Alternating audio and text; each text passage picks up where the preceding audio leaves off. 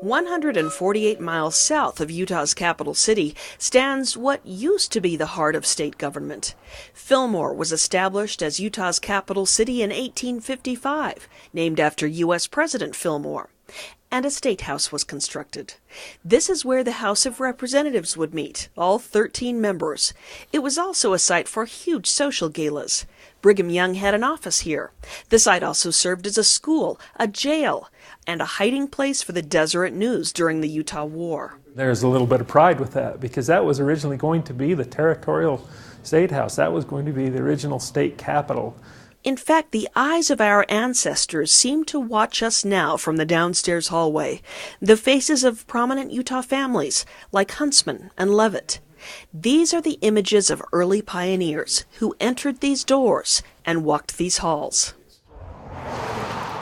Now a cloud looms over Fillmore. State lawmakers are talking about cutting funding for several state parks, and this is one of them.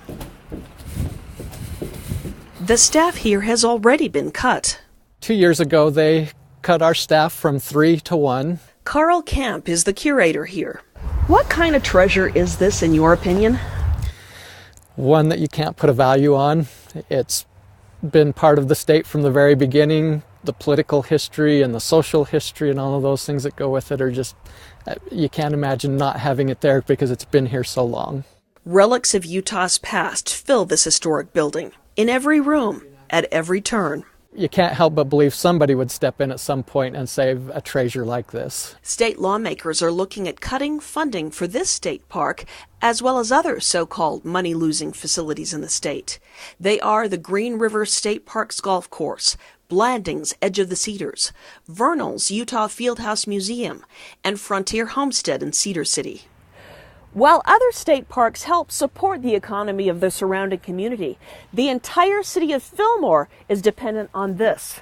It's part of them. It's what they are. That would be like taking away a very integral part of them. While a typical winter day is slow here and donations are scant, the summer brings school groups on campouts learning pioneer crafts and enjoying the activities of the times.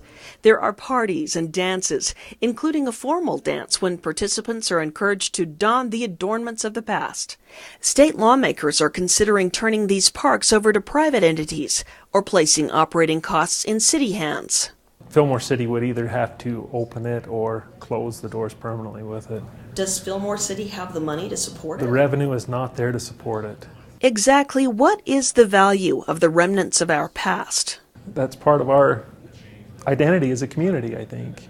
And what would closure of this building do to a city where too many vacancy lights already flash? Many in the friendly city of Fillmore will keep a close watch on this issue. For the Utah League of Cities and Towns, I'm Susan Wood.